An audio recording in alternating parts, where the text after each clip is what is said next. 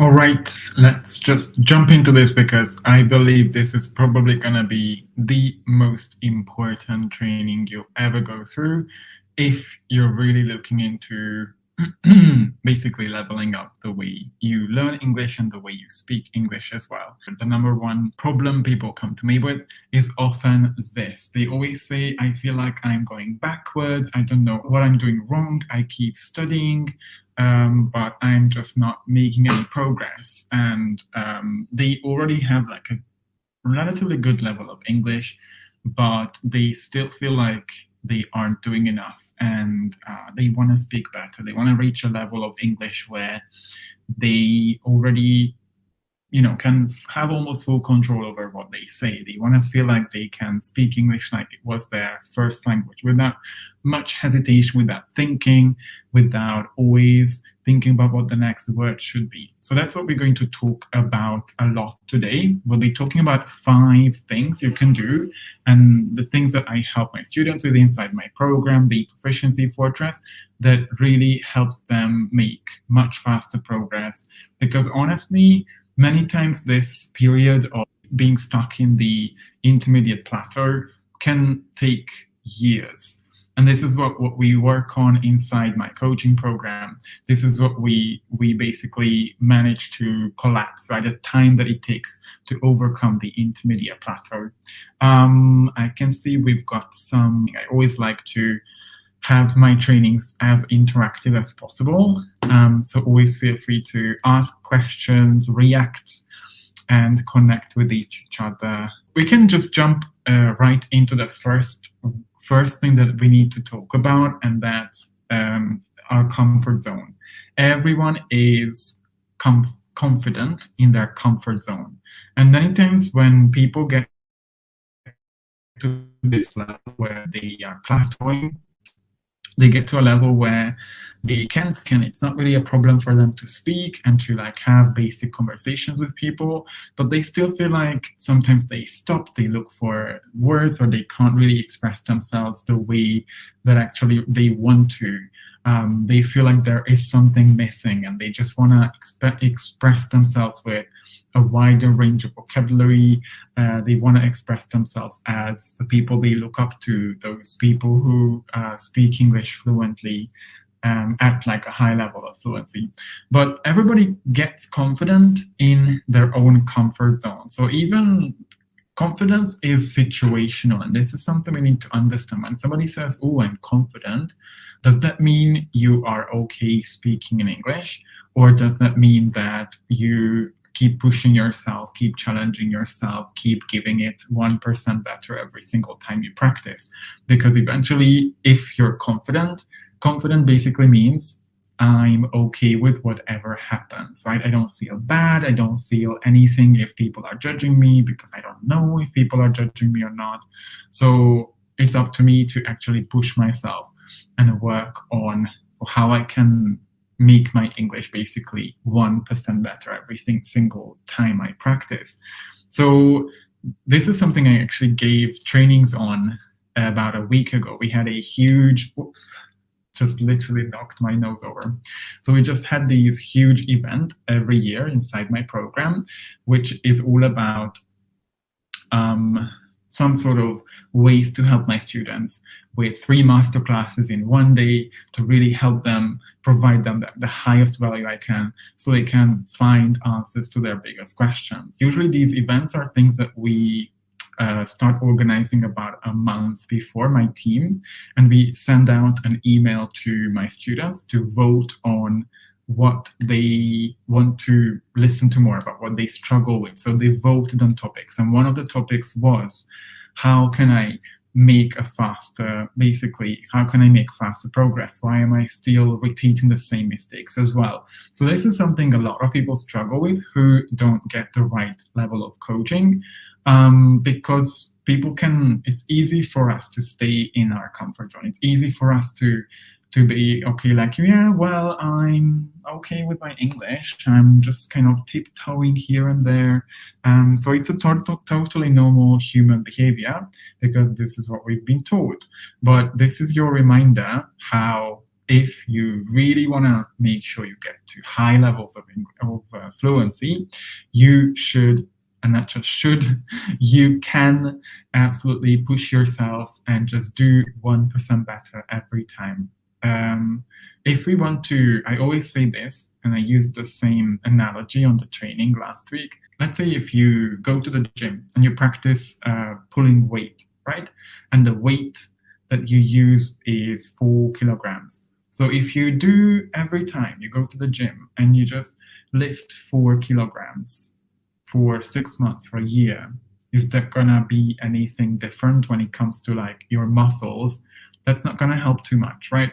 For us, for our muscles to improve, for our fitness to improve, what we need to do is we need to find heavier weight or bigger challenges for us to be better, to be more muscular, to be more fit as well.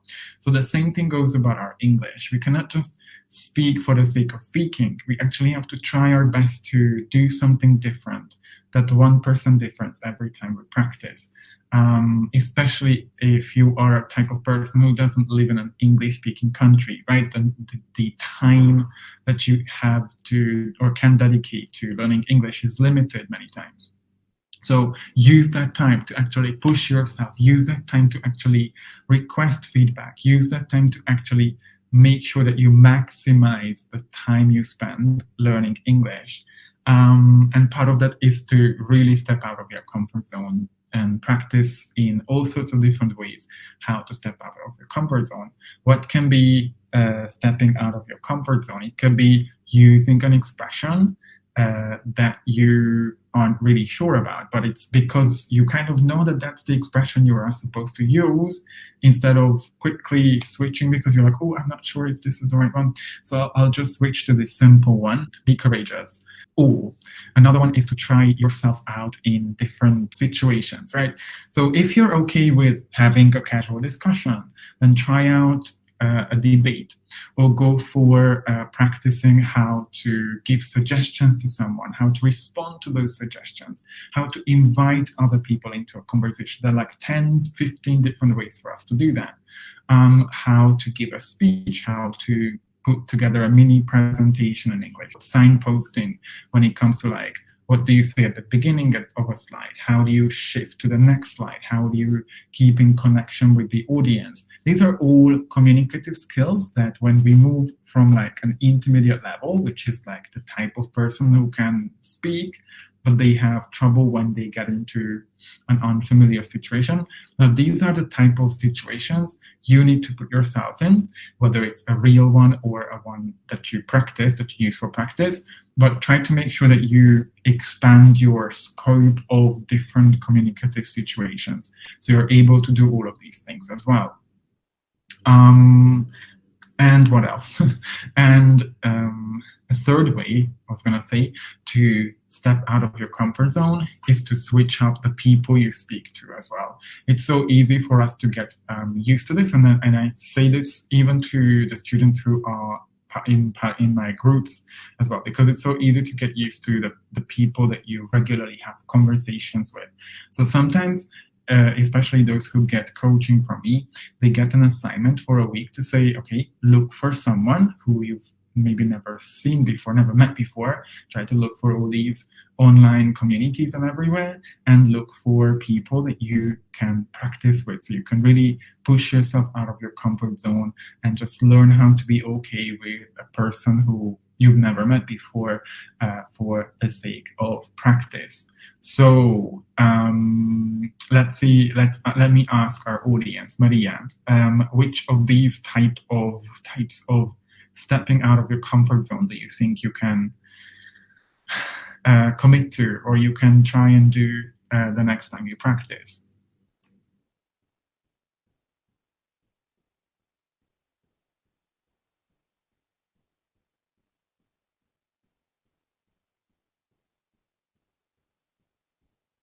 Mm-hmm. Yeah, there is like a list of all these things. If anybody wants a list of all the, well, not all of them, but most of the situations that we train ourselves inside my community, or in general that's accepted in like the European framework, I can always let let you guys know, or I can share a document on that. But these, like I said, include things like inviting other people into a conversation. Instead of just saying, what do you think? We can say so many different things, right? Where do you stand on that? What's your take on that?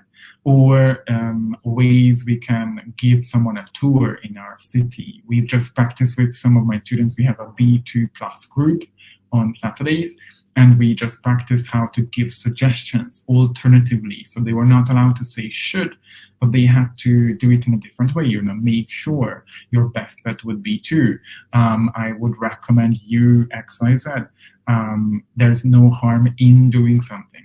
So there are all sorts of different communicative situations you could always look at, and according to your level, you could always, take it to the next level, take it up a notch, and just really make sure that you practice in situations where you don't exactly feel comfortable yet. It's all about that, right? It's not exactly stepping out of our comfort zone, but finding ways to expand our comfort zone slowly but gradually, instead of just like jumping into cold water.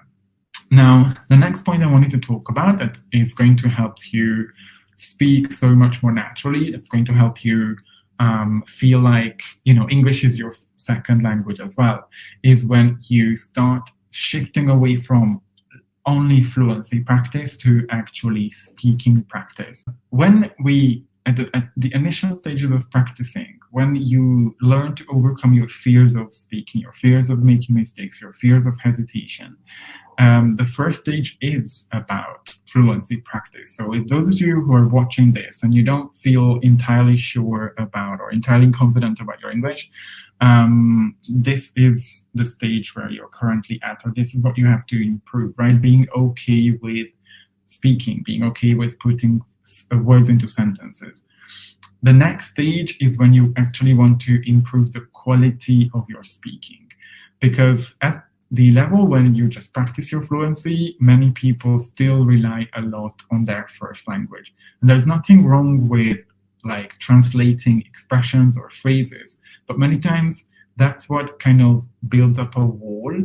And then you, for example, if there are, I know Maria, for example, you speak a Latinate language, right? So Spanish, French, Italian, Portuguese speakers.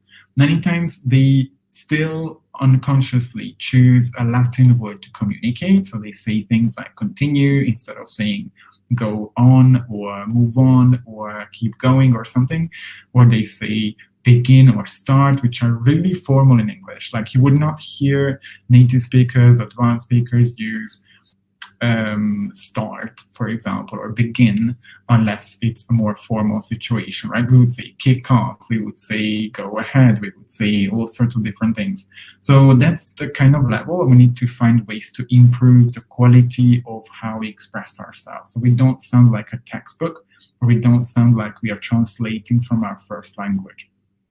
So when you get to a point when you are not scared of making mistakes anymore, what you might be scared of is taking risks, right? Making sure that you change the way you express yourself, you include new expressions, you take a few milliseconds to actually look for the expressions, the exact expressions you want to look for. I think, yeah, so many people come from this, right? It's not your mistake. We need to understand this. Everybody goes through the same experience. Everybody goes through school. Everybody spends years in elementary school and then years in high school or middle school learning English, but that English isn't exactly the English that we use. So that's something we should always look out for. So speaking training as opposed to fluency training, simply the way you do this is you switch your attention. Instead of the focus being you putting sentences together and just for the sake of practicing, you just practice speaking. Speaking training is a lot about planning in advance. What vocabulary do you intentionally want to use? Training yourself to actually start using expressions as you speak that aren't just like a repetition of what you already said before, but trying to like switch things up. And I'm doing this as well. I don't want to say tweak. I intentionally was looking for a synonym of that, switch things up, right? But because I've done this for so long, I know how to do it. I know exactly how to make sure I switch things around and then try to find ways to express myself in different ways. But this is a skill you can get used to, but it's important to do this on the go as you speak, trying to find ways, how can I express this in a different way as well. It takes time because we have limited vocabulary, right? So that's why the earlier you start, the better you will get, or the sooner you get better at it. And then the third stage of speaking training is reflection. Many times I ask my students when we have a speaking training class that they could say, okay, so now that you've spoken, how would you express yourself differently? Many times the reason why we record our classes is because I can simply show my students, well, this is how you spoke. Sometimes it's uncomfortable for us to see ourselves, but seeing yourself or hearing yourself speaking gives you such a great amount of feedback. When you see yourself, how you communicate with other people. It's just like when I used to see myself when I was being coached in a coaching program I did last autumn, and I saw myself when I was being coached, you get a completely different insight on your behaviors, on the things that you do, because we find it really hard to look at ourselves as other people, right? So probably you're the same when you listen to other people and they make mistakes. Sometimes you find it easier to spot those mistakes than your own mistakes. It's just simply how our brain works. So many times it's also really useful to record your conversations with other people. If you use Zoom, it's really easy to do it. And then reflect on it. Okay, what is something that I could change the next time I talk about a similar topic? How could I have expressed myself better if I'd pay more attention, if I'd made more effort? These type of reflective questions are really taking your 5-10 minutes to reflect on what are things I could do differently the next time I speak, not in terms of like, oh my God, I shouldn't have said that, that was a big mistake. That's not exactly the most growth mindset like approach. So it's not about blaming yourself, it's not about shaming yourself, it's more about how can we learn from our experience and how can we do something better. So don't forget the role of self-reflections on the conversations you have. The third step is how we naturally learn. Now we need to understand how our brain learns languages. This is something so many learners don't care about, which is always funny to me because, well, obviously I'm interested in languages.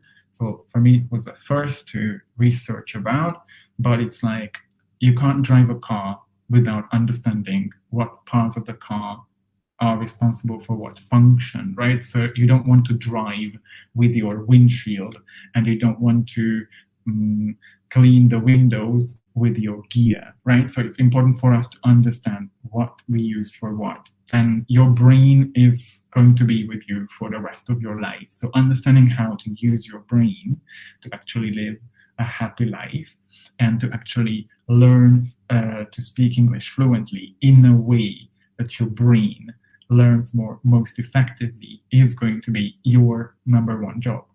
Because if you do things that don't really help your brain learn a language, that don't really help you or your brain process the language the way that you learn it, you're wasting your time. And just you look at how many of us spend 10, 12 years in school, in English classes, I don't know, 2, 3, 4, 5 times a week, and none of us got fluent because we didn't do the things that help us improve, that help our brain learn a language. So part of learning a language or learning to speak a language fluently is listening. At a very early stage, I'm so happy I did that because I got used to the discomfort of not understanding everything when I was listening to natural speech, when I was listening to an interview on a talk show without subtitles, or I could listen to a podcast without always looking at the transcript afterwards. Because When you learn through listening, almost all your problems will be solved. And like a lot of people come to me saying things like, I make so many mistakes. I hesitate when I speak. I break up in between sentences. I feel like I'm not accepting like I'm not happy with my accent. And then I don't understand native speakers, right? All of these are problems because people don't know how to listen to spoken English actively, how to learn from spoken English. They either avoid it because they get so frustrated, they just want to avoid that uncomfortable feeling of not understanding everything, or they don't know that that's what they need. So if I could do it and I can sound natural, and some native speakers have come to me on Instagram and they were like, oh, you're from Hungary. I thought you're British. Because this is what I did. Because the majority of the English I learned was through actively listening to English, actively noticing how people say things, paying attention to things like, oh, they said make an effort, not do an effort. We say differently in my language. Or things like, oh, he said to, not from. Okay, so I have to remember that because that's also different in my language. Things like that. When you actively listen, not just listen while you're cooking or while you're driving your car, because that's where we don't really pay attention. We can get used to the rhythm of the language or the way the language sounds, but it's so hard for us to pay attention to the details, right? But when we start paying attention to what people on a podcast say, what people in an interview say, it's so much easier for us to pick that up as well the same way. So let's say things like how it's so easy to say wouldn't have, I wouldn't have done this, I wouldn't have called him, I wouldn't have read it, I wouldn't have listened to it. I can easily say these because I practice. I was like, oh, they are not saying you wouldn't have, which takes so much energy, like the classical way for all of us to learn conditionals. And I just learned, okay, so I could say wouldn't have, right? So part of learning from listening is to pay attention to what you're listening to, not just to the story, not just to what they talk about, but also a bit about how they talk as well and what words they use to express themselves. It's such a crucial part that improves your pronunciation, improves your vocabulary, allows you to hesitate less because you'll be learning full expressions or phrases. It's simply how your brain is naturally learning a language. Remember, listening is a skill that we are all born with. Reading and writing is something we have to learn later on. People have to teach us how to read and write, but every baby is born with listening and speaking. So these are the two things we need to prioritize as well when it comes to practicing our second language too. Then the fourth one is when the fourth point is definitely something where we just need to shift our focus from just simply the basic things, grammar, vocabulary, and pronunciation. Most people focus on these until like an intermediate level. If we want to get to like higher levels, there are so many parts of the language, and I'm not saying this to overwhelm you, but these are things you could start paying attention to more. So things like natural intonation. The English intonation is really different from a lot of other languages, the way other languages use intonation to communicate, and it's part of communication as well. So there's going to be a difference between saying something like, I'm so excited, and I'm so excited, because one of them is sarcastic. And as you improve your fluency, part of communication will be things like noticing sarcasm, understanding how people are actually excited about it or they are just saying it. That's where you can start focusing on alternatives. We have all kinds of different registers, we call them in English. So you are going to need to be saying a different sentence when you go to, let's say, to a government office, as opposed to talking to a friend and to when you talk to I don't know, one of your best friends. So we've got things like formal language, right? We have neutral language, we have informal, we have slang, we have vulgar. And when you get to like higher levels, if you want to break through beyond the intermediate, then we should be aiming for learning to communicate in different formalities of the language, depending on who we are talking to, and having that skill, just like you have that skill as your first language as well, which is also a great way for us to like challenge ourselves, right? As a way to practice, you could easily practice this. We practice in class. We set register in the beginning. I was like, okay, imagine you guys are friends. How would you use your most, your most informal English to, let's say, decide on what you guys gonna buy as a birthday present to your friend who is having a party on Saturday, things like that, right? So you can use situations with the people you practice with, or just simply, again, challenge yourself by being in different situations, right? Talk to a priest where you have to, like, I don't know, be more polite with them, or write an email when it comes to like writing an email to an office, to a government when you're applying for a visa or anything else. You can always pay attention. Okay, so is this formal enough, or I'm still using contractions and all sorts of other things, right? So that's where we have to expand beyond just simply grammar, vocabulary, and pronunciation, and look at more different aspects of the language itself.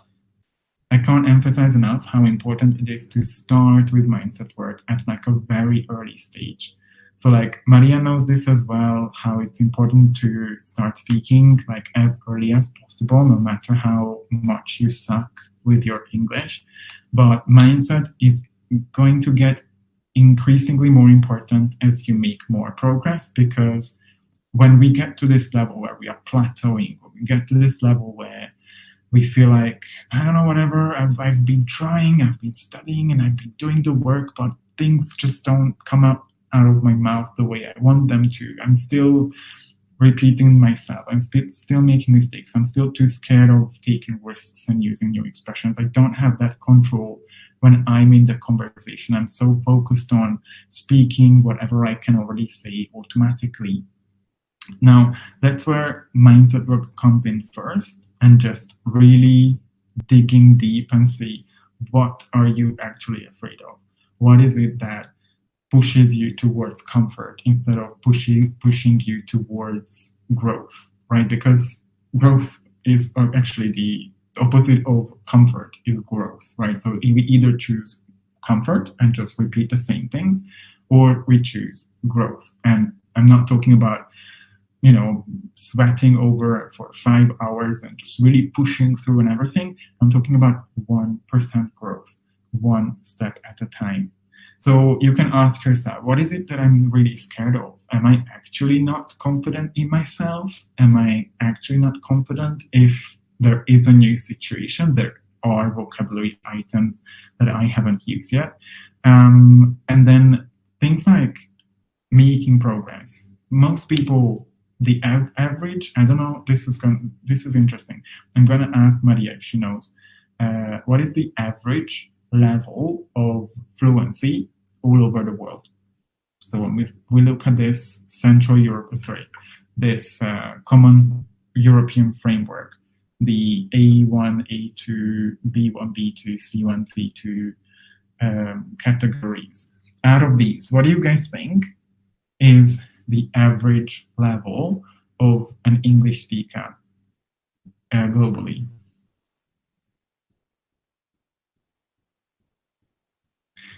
Yeah, that's a bit pessimistic.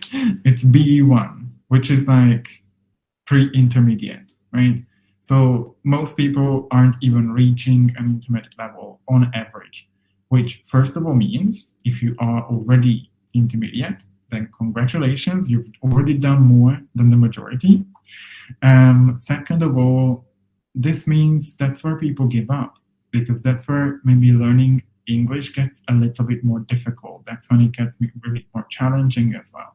So we need to look at the mindset when it comes to like, what do you think about yourself when it comes to facing bigger difficulties, when it comes to facing bigger challenges, when you have a busy life and you have challenges to face, you still have challenges to face in English. How do you approach it?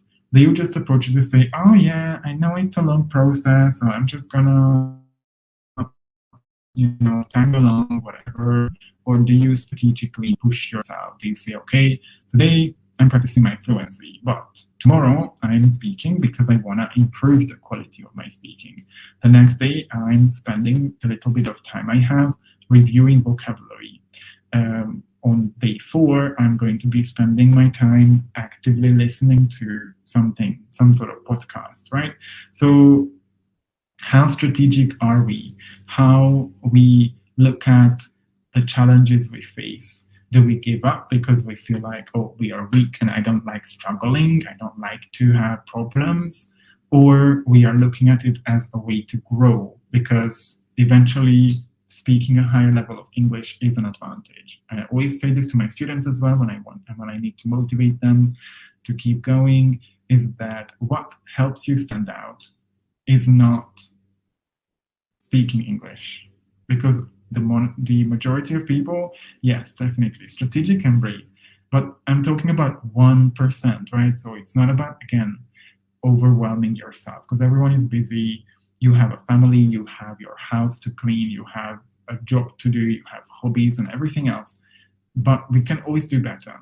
Nowadays, what really helps you stand out, what really helps you get that promotion, that better job, that luxury of being able to connect with people at a deeper level, or whatever your dream is that English can help you have, or English can help you have a better life with, is not speaking English, because many people could reach a good intermediate level of English without even much support. Some people could do it if they're really consistent or committed. But what really helps you stand out is when you speak English better than the majority, right? Because speaking English in the 21st century is kind of already a basic requirement for any 21st century professional who works in kind of an office type of job, whatever level that is. So what will help you stand out, get higher levels in your positions, or higher positions, or better job opportunities, right? Better opportunities in general in life is a higher level of fluency, right? So reaching that upper intermediate, advanced, proficient level is what eventually will open up doors and will limit the competition where there is less competition because fewer people reach that level as well. So hopefully that's also encouraging and helping you guys to just keep going and, increasing all those opportunities that speaking English can help you achieve. Did that make sense? Cool. So this is roughly what I wanted to talk about, these 5 points. The replay is going to be available, so you can always watch this back. These are things we always talk about inside my coaching program, because these are the things actually that help people move the needle. So you don't need to overwhelm yourself. What I recommend is choose one focus point and keep focusing on that until you feel like it's already part of your habits, because it's easy for us to just leave this training and not implement anything at all. But if you are a serious English learner, choose one of the 5 things we talked about. So leaving your comfort zone and keep pushing yourself in all sorts of ways, training your speaking skills and not just your fluency, paying more attention and including actively listening to English, then making sure you pay attention to other aspects of using the language as well. Things like how to communicate better, how to intonate better, how to, what did we say? Yeah, like how formal we speak. Or, and probably this is something you should always do anyway, mindset work, right? How I look at myself, my abilities, can I do it? How I look at the world, how I look at English and the challenges I face. Where is my attention when I do X, Y, Z? So make sure you choose at least one of these and start implementing it. Build a habit around doing one of these and really focus on that in your practice. And I'm sure in just a few months, you will start seeing some results.